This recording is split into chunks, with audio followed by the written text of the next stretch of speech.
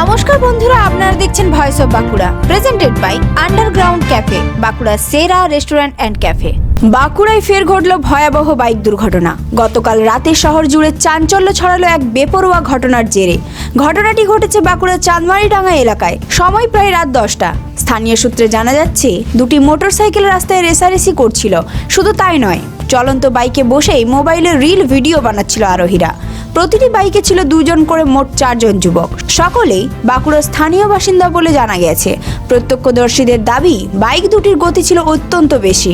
হঠাৎই প্রথম বাইকটি নিয়ন্ত্রণ হারিয়ে রাস্তার উপর থাকা একটি টোটোর সঙ্গে সজোরে ধাক্কা মারে। সংঘর্ষের জেরে বাইক চালকের মাথায় গুরুতর আঘাত লাগে। নাক ও মুখে চোট পেয়ে রক্তাক্ত হয়ে পড়েন তিনি। পিছনে বসে থাকা আরোহীর বুকে লাগে প্রবল আঘাত। এরপরেই পিছন থেকে আসা দ্বিতীয় বাইকটি ওই দুর্ঘটনাস্থলেই ধাক্কা মারে। দ্বিতীয় বাইকের দুজন আরোহী তুলনামূলকভাবে হালকা চোট পান। খবর পেয়ে দ্রুত ঘটনাস্থলে পৌঁছায় বাঁকুড়া সদর থানার পুলিশ। গুরুতর আহত দুজনকে উদ্ধার করে তৎক্ষণাৎ বাঁকুড়া সম্মিলনী মেডিকেল কলেজে নিয়ে যাওয়া হয়। চিকিৎসক সূত্রে জানা গেছে, যার বুকে আঘাত লেগেছে তার অবস্থা আশঙ্কাজনক। উন্নত চিকিৎসার জন্য তাকে দুর্গাপুরে রেফার করা হয়েছে।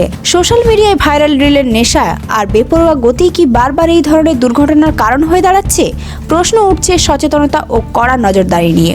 এই ধরনের গুরুত্বপূর্ণ খবর সবার আগে পেতে আমাদের চ্যানেলটি সাবস্ক্রাইব করুন আর ভিডিওটি শেয়ার করতে ভুলবেন না। আপনার মতামত কমেন্টে জানান আর লাইক শেয়ার করে ভয়েস অফ বাঁকুড়ার পাশে থাকুন।